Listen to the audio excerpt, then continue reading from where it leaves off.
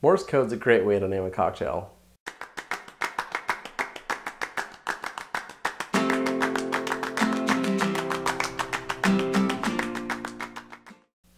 I'm Brian Johnson, and in this episode of Better Cocktails at Home, we're going to be making the 3 dots and a dash cocktail. Now, this is what they call a tiki drink or tiki cocktail, and it's generally you think of them as kind of citrus juice or fruit juice and rum. And while that's probably the most basic concept of what a tiki drink is, it's really so much more than that. It's there's a lot of fruit juices and citrus juices. But there's also a ton of different rums involved. It goes so much past just your standard Bacardi rum. There's rums from different kinds of islands. There's different styles of rum. So when you start making tiki drinks, it really exposes you to a lot of different flavors, a lot of spice, a lot of different kinds of rums. It's a really great way to. It's a really great category of cocktail to explore. And I love making tiki drinks. Generally, they're really rather elaborate, as you can tell by this getup here. They take a lot of steps, but that's part of the fun of making them. There's a lot of process involved, but once you're done, it's a really great product, and it's a really fun drink. Now, the 3 dots and a dash cocktail was named from, it's created by Donn Beach around World War II, which 3 dots and dash is Morse code for the letter V, victory. And so I really like the history of the drink. I first came across it when I was reading Beachbum Sippin Safari, which is a great book about tiki drinks, highly recommended. And normally I don't focus too much on garnishes and cocktails, but this one, in this case, the drink is really about the garnish. So we're going to do the garnish today in this episode, and we're going to start making it right now. So to start off with, we're going to do lime juice.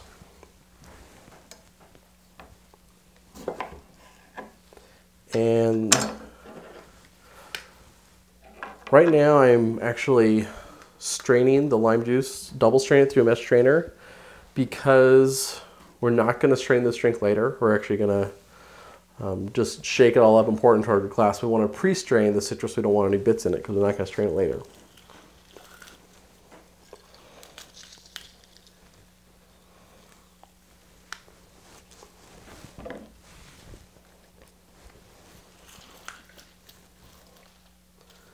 All right, so that's ½ ounce of lime juice.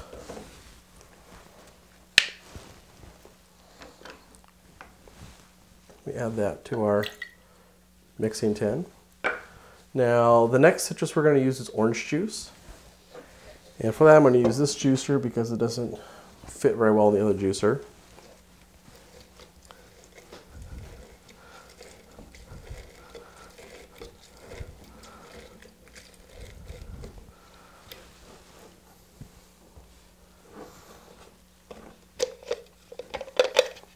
And then again, same with this one, we're going to strain it because we're not going to be straining it later, so we want to strain it now. We need a ½ ounce for that. We add that to our mixing tin.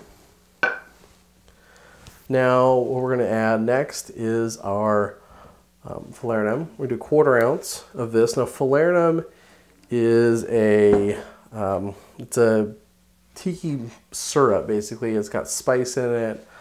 This one has ginger, a little bit of a lot of lime flavoring.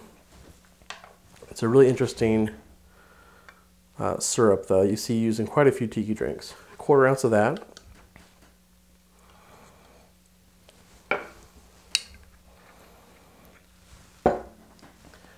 And the next we're going to do is honey syrup, and honey syrup is just that. It's, for the most part, just generally 1-to-1 ratio of honey mixed with water.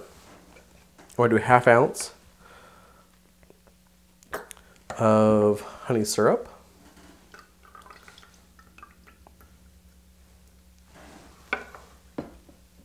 And then finally, we're going to get to the spirits we're going to be adding. So our main base spirit is Martinique rum. And Martinique rums are very fresh, and they're not real heavy, so it's a nice complement to this drink. And we're doing 1.5 ounces of this.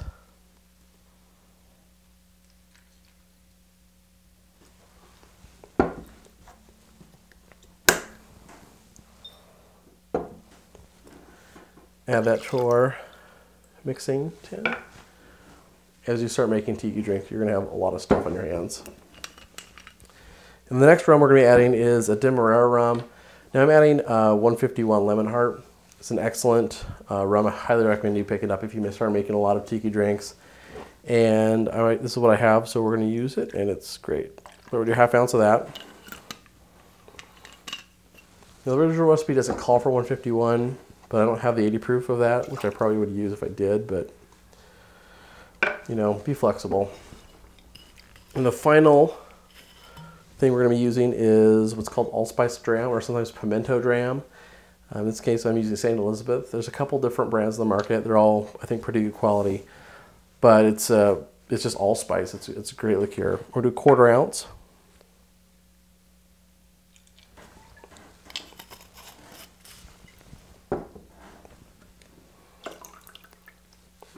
And finally, the last ingredient is a dash of Angostura bitters.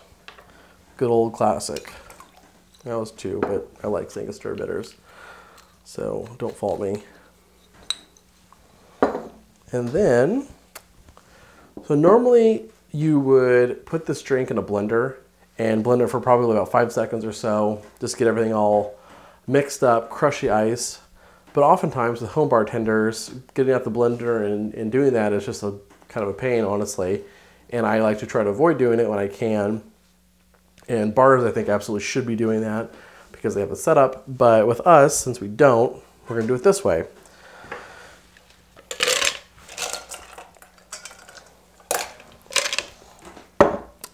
So we want to shake very hard for, I'd say, a good 30 seconds probably.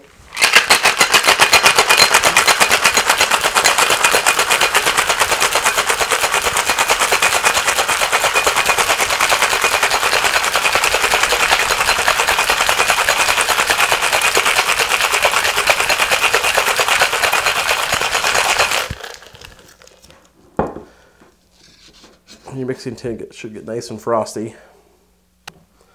but we're almost done. And like I said, we're just going to pour it directly into the glass. We're going to serve it in. Now, we don't have as many ice chunks, or it's not as fine as you get from a blender, but it's a better cocktails at home, and we want to do it for home bartender.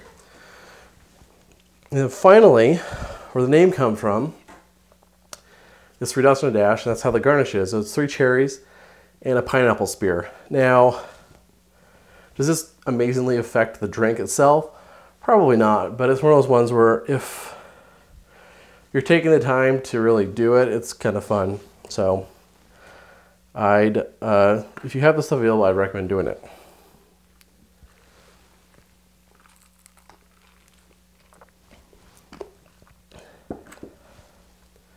Great tiki drink, I love it. Very high quality. You get the spice from the pimento dram, a little bit of Angostura bitters.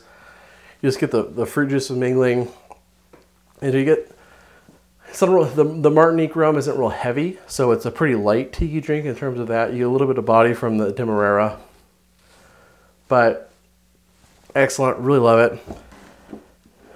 So my question is for you is, if it's a really elaborate garnish, do you do it or do you just kind of skip it?